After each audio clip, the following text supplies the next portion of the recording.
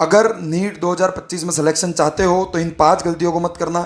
ये ऐसी गलतियां हैं जो 99% नीट एस्पायरेंट करते हैं, जिस कारण वो अपना सिलेक्शन गवा देते हैं। अगर आप मल्टीपल टाइम ड्रॉपर है तो आपने भी इनमें से कोई ना कोई गलती पहले जरूर की होगी और अभी भी कर रहे होंगे।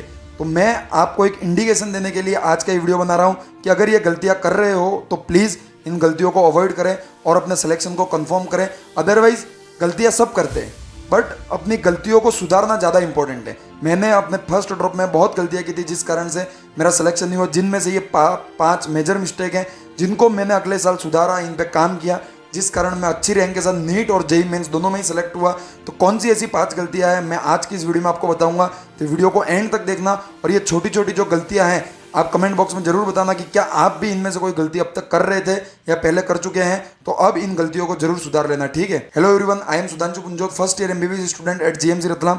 एंड आज की ये वीडियो बहुत इंपॉर्टेंट है क्योंकि वो गलतियां जो आपके हाथ से आपका सिलेक्शन छीन लेना चाहती है, उन गलतियों को आज की इस वीडियो में मैं आपको बताने वाला हूँ, जिनको अवॉइड कर आप 100% नीट 2025 में अपना सिलेक्शन कंफर्म कर सकते हैं। तो एक एक करके देखते हैं कि ऐसी कौन सी गलतियां हैं। फर्स्ट मिस्टेक है अवॉइड एनसीईआरटी। मैं ये नहीं कह रहा कि आप एनसीईआरटी नहीं पढ़ते, बट एनसीईआरटी आप गलत तरीके से पढ़ते हैं, जिस कारण से आपका सिलेक्शन नहीं होता। देखो, आप में से 90% स्टूडेंट है जो बायो की एनसीईआरटी पढ़ते होंगे, जो 10% नहीं पढ़ते वो तो बहुत पीछे है अभी रेस में। बट फिजिक्स एंड केमिस्ट्री की एनसीईआरटी नहीं पढ़ते भी है तो वो सही तरीके से नहीं पढ़ते। तो देखो, केमिस्ट्री की एनसीईआरटी कैसे पढ़नी है, सेम बायो की तरह ही पढ़नी है, बट बायो की तरह मैक्सिमम टाइम नहीं पढ़नी है। बायो की एनसीईआरटी आपको 20 to 25 टाइम पढ़नी है। कैसे पढ़नी है वीडियो में अपलोड कर चुका हूँ, जाके देख लो, आपको पता पड़ जाएगा। केमिस्ट्री की एनसीईआरटी कैसे पढ़नी है, इनऑर्गेनिक में मोस्ट इंपॉर्टेंट है, उसका भी मैं वीडियो अपलोड कर चुका हूँ, जाके देख लो, आपको एक एक चीज़ समझ में आ जाएगी। बट अगर आप सही तरीके से नहीं पढ़ रहे हैं तो आपका सिलेक्शन नहीं होगा, ठीक है। बात करें फिजिक्स की, तो मैं मान रहा हूँ आप ड्रॉपर है, आपके पास टाइम नहीं है फिजिक्स की एनसीईआरटी को डीप में पढ़ा जाए, बट ओनली इंपॉर्टेंट पॉइंट्स जो हाईलाइटेड पॉइंट है एनसीईआरटी को, जिनसे बार बार क्वेश्चन नीट में आते हैं या फिर पहले आ चुके हैं, उनको तो पढ़ना बहुत जरूरी है। अब कैसे पता पड़ेगा किन से आ चुके हैं और किन से आ सकते हैं, तो मेरे टेलीग्राम चैनल पर मैंने पूरी एनसीईआरटी को हाईलाइट कर अपलोड कर दिया है। तो आप चाहें तो जाके वहां से डाउनलोड करके पढ़ सकते हैं, लिंक नीचे डिस्क्रिप्शन बॉक्स में दे रखी है, ठीक है। सेकंड है क्वेश्चन प्रैक्टिस। मैं ये नहीं कह रहा कि आप क्वेश्चन प्रैक्टिस नहीं करते हैं पर सही तरीके से नहीं करते हैं। क्वेश्चन अगर सॉल्व करते भी हैं तो कौन कौन सी गलती आप करते हैं। पहला, नंबर ऑफ क्वेश्चन प्रैक्टिस आप कम करते हैं। आपको एवरेज 500 to 1000 क्वेश्चन प्रैक्टिस करने ही होंगे, और नहीं करेंगे तो आपका सिलेक्शन नहीं होगा, सीधी बात है। कंपटीशन बहुत बढ़ गया है, आपके आगे बहुत लोग हैं जो हजारों की संख्या में एक एक चैप्टर के क्वेश्चन कर रहे हैं, तो आपको भी करने होंगे। अगर सिलेक्शन चाहते हो तो मेहनत करनी होगी, और 1% जनता होती है जो मेहनत करती है, बातों को फॉलो करती है, और उन्हीं का सिलेक्शन होता है। और सॉल्व कर रहे हो बट अगर उसका एनालिसिस नहीं कर रहे हो तो आपका क्वेश्चन सॉल्व करना व्यर्थ है, टाइम वेस्ट करना है। कैसे एनालिसिस, अगर कोई क्वेश्चन गलत होता है तो आपको उस मिस्टेक पे अपना वर्क करना है कि मेरे से क्यों गलत हुआ, उसके ऊपर आप वर्क करेंगे, उस मिस्टेक का एनालिसिस करेंगे और अगले क्वेश्चन में उस गलती को अवॉइड करेंगे। तब जाके ही तो आपकी धीरे धीरे गलतियां कम होंगी और आपकी एक्यूरेसी बढ़ेगी, आपकी स्पीड बढ़ेगी। अदरवाइज क्वेश्चन करने का कोई बेनिफिट नहीं है, कोई फायदा नहीं है। आपको अपनी मिस्टेक पे वर्क करना होगा, और जो भी एक्स्ट्रा पॉइंट्स उन क्वेश्चन में, उन ऑप्शंस में आपको मिले, उनको अपने नोट्स में ऐड करना होगा। अगर नहीं करते हैं तो भी आप कई लोगों से पीछे हटते जा रहे हैं। कई लोग स्मार्टली वर्क कर अपने क्वेश्चन को भी नोट्स में ऐड करते जा रहे हैं, ठीक है। नेक्स्ट है टेस्ट एनालिसिस।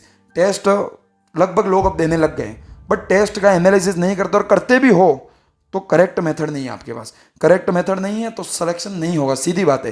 कंपटीशन बहुत ज़्यादा है, एक ही बात को मैं बार बार नहीं कहूँगा। हर चीज़ आपको सिस्टमेटिक वे में अच्छी तरह से करनी होगी तो ही आपका सिलेक्शन होगा।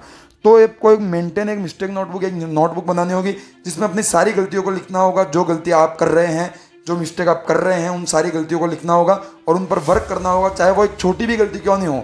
अपनी लैंग्वेज में लिखो, दूसरे अगले टेस्ट से पहले उसको रिवाइज करो ताकि वो मिस्टेक वापस ना हो, ठीक है।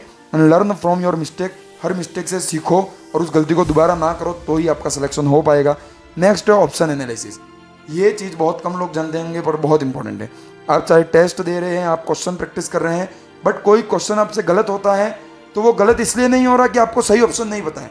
आपने किसी गलत ऑप्शन पे टिक किया है, आपके दिमाग में उस गलत ऑप्शन के बारे में कुछ गलत फहमी चल रही है, गलत कॉन्सेप्ट चल रहा है, इस कारण गलत हो रहा है।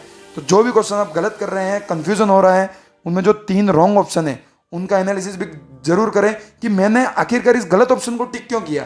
इस बात को जानना बहुत जरूरी है कि आप अगर गलत ऑप्शन को टिक कर रहे हो तो उसकी क्या वजह है, तो इसका एनालिसिस करना बहुत जरूरी है। और यही है ऑप्शन का एनालिसिस करने की टेक्निक जो कई लोग नहीं करते हैं, जिस कारण से उनके टेस्ट में मार्क्स इंप्रूव नहीं होते। एक बार करके देखो, 100% गारंटी देता हूँ आपके मार्क्स इंप्रूव होने लगेंगे, और नहीं करोगे तो सिलेक्शन नहीं होगा, सीधी बात है। और पांचवी मिस्टेक है अवॉइड रिवीजन। रिवीजन को अवॉइड करना one of the most major mistake है जो कि सब लोग करते हैं। और आपको कब कब टेस्ट के लिए रिवाइज करना चाहिए या फिर चैप्टर का रिवीजन करना चाहिए, मैं आपको बता देता हूँ। At the end of the chapter, before test, Sunday को या फिर कोई भी हॉलीडे हो, जब भी टाइम मिले आपको रिवीजन करना चाहिए। और after syllabus completion, in time पर आपको चैप्टर का बार बार रिवाइज करना चाहिए ताकि चीज़ें आपको रिटेन हो। आप 5 से 6 बार एक चैप्टर का रिवीजन करेंगे तब जाकर आपको चीज़ें याद होंगी। और हर चीज़ को कंसाइज करके अपने नोट्स में लिखने की कोशिश करो, जिस कारण से एक चीज़ को रिवाइज कर अपन सारी चीज़ों के थ्रू जा सके और सारी चीज़ों को पढ़ सके, ठीक है। तो आज की इस वीडियो में इतना ही। हर एक चीज़ मैंने इस वीडियो में आपके सामने क्लियर कर दी है, और इन गलतियों से आप बचेंगे तो ही आपका सिलेक्शन होगा, अदरवाइज नहीं होगा। तो प्लीज़ इन मिस्टेक्स को अवॉइड करें एंड अपना सिलेक्शन नीट 2025 में कंफर्म करें। Thank you very much and all the very best. अगर चैनल पर नए हो सब्सक्राइब कर एक बार वीडियो को लाइक जरूर कर देना।